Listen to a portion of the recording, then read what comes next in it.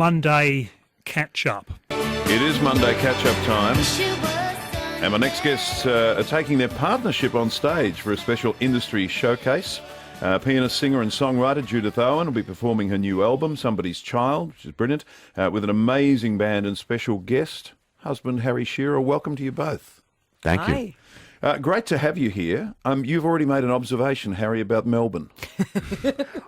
Which one was that? I made about 17. Yes, Buildings, you've given me buildings. about... Well, I'm a bit shocked by the building boom here and the seemingly uncontrollable pace of it.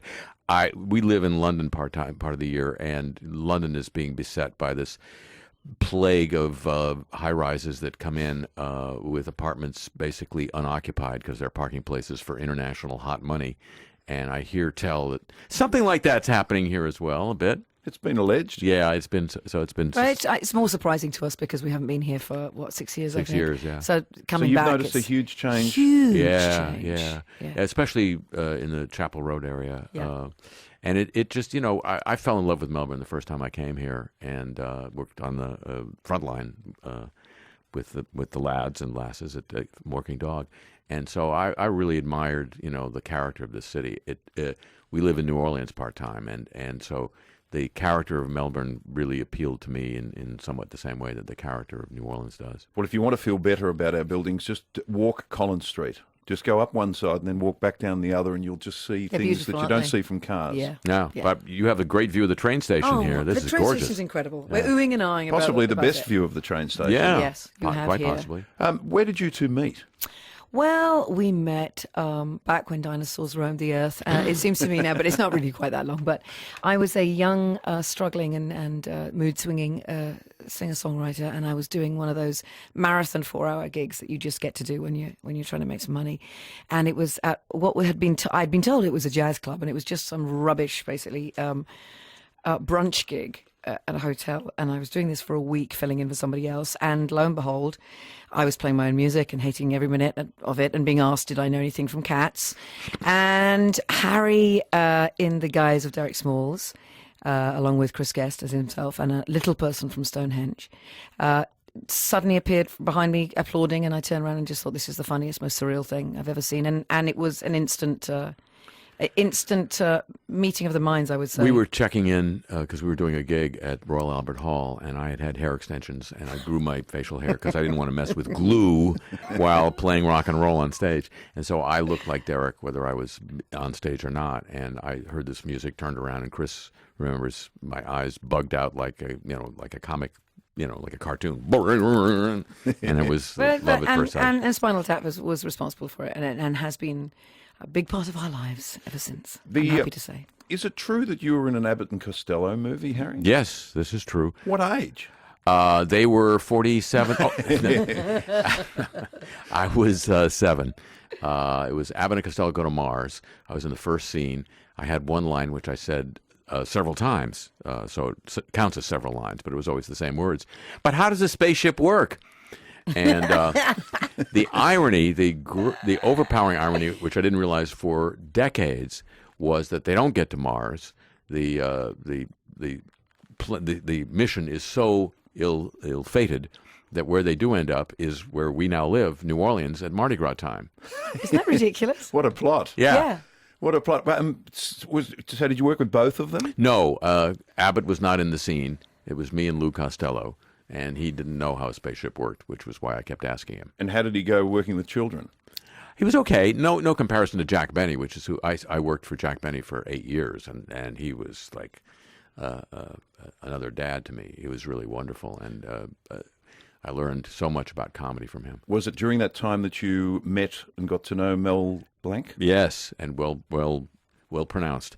Because I run into people now who try to say Mel Blanc as if he's a French waiter. Like a Mont Blanc. Yeah. He was a character actor on The Benny Show, as well as the voices of, for people who don't know the name, Bugs Bunny and Porky Pig and Daffy Duck and all the legendary Looney Tunes characters. And he was wonderful to me as well. Did that set the scene for you to follow what you have done with your life? Not at all. It's an absolute. I thought that was a good question. It was. It is a great question because there's this great photograph of Harry at the table during the read-through with Jack Benny, and he's sitting next to Mel. When I saw that, as a huge animations fan myself of all the Looney Tunes, and then seeing Harry on The Simpsons, I was just like, this is incredible. Yeah, that was you as a kid, and then you end up being the voice yourself. If you write this as a story, it seems obvious that there's a through line between that.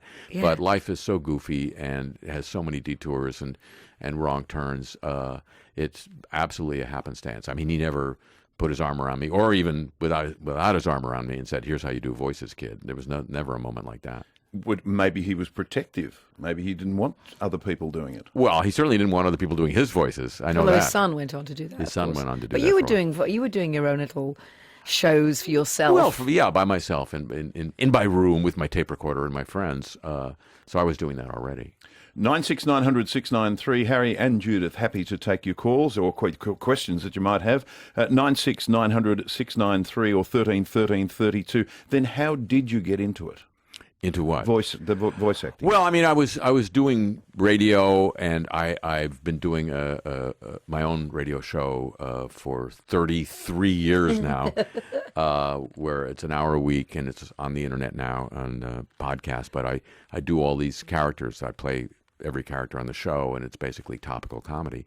And Matt Groening had been a fan of the show, and so when they were casting The Simpsons, he had his partner call up and say, "Would you like to do this?" And I said, "No."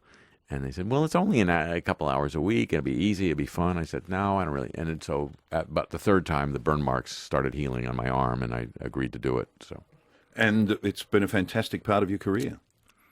Yeah. But there's a lot more to you than just what people know you for. Well, I mean, they know me for a lot of different things. You know, there's Spinal Tap, there's The Simpsons. You know, I've done a lot of acting, but I do a lot. Strangely enough, I do get recognized on the street for doing a radio show in the States, which is weird because how do you know what a guy looks like from the radio? Political comment as well. Yeah. You could have been a journalist. I was a journalist. I did a lot of journalism as a kid. I covered the Watts riot. I covered some space shots, and then I wrote a very long article about the Jerry Lewis telethon. And I dabbled in journalism even as late as the O.J. trial. I covered the second O.J. trial, the one where he was found liable for the deaths of those two people. In detail? In great detail. I went every day to court, and it's come out as an ebook now called O.J. by the Sea. We will take a quick break. 96900 693 or 131332. Special guests for Monday Catch Up today, Harry Shearer and Judith Owen, and they're happy to take your calls, 96900 693. You're also an accomplished bass player. Is there anything you don't do?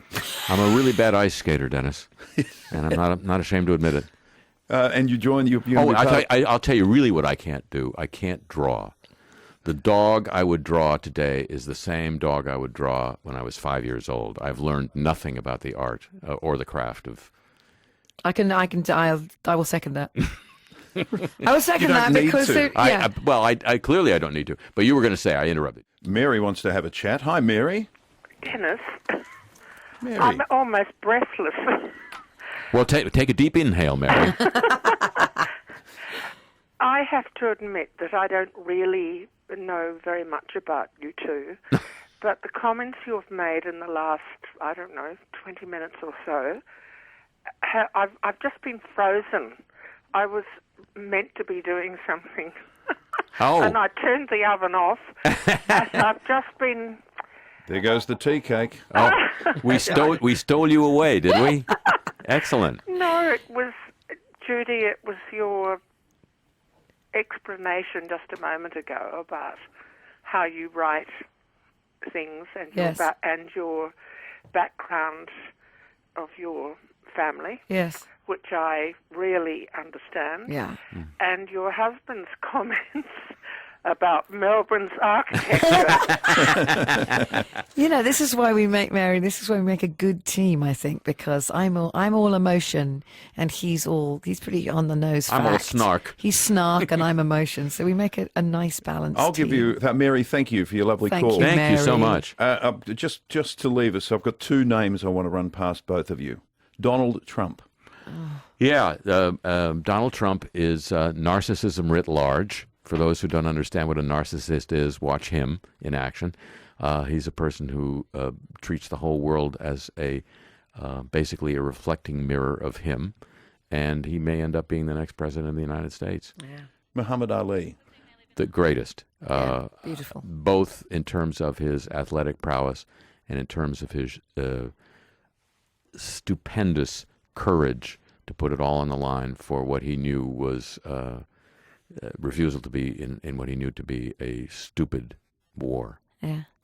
Lovely, delight to meet you both. Absolute Thank you. delight. Thank you so And of much. course, Paris Cat Melbourne is the industry showcase. If anyone wants more information, it's tomorrow at 6:30. pariscat.com.au. Go for a walk up Collins Street. Enjoy the building. Will do. And you're on. Have you been paying attention as well? So Yeah, that's tonight. all good. Yeah. Lovely to meet you both. Pleasure you, to Denis. meet you. Thanks. It is 1:30. Time for a news update with Tony Taddeo.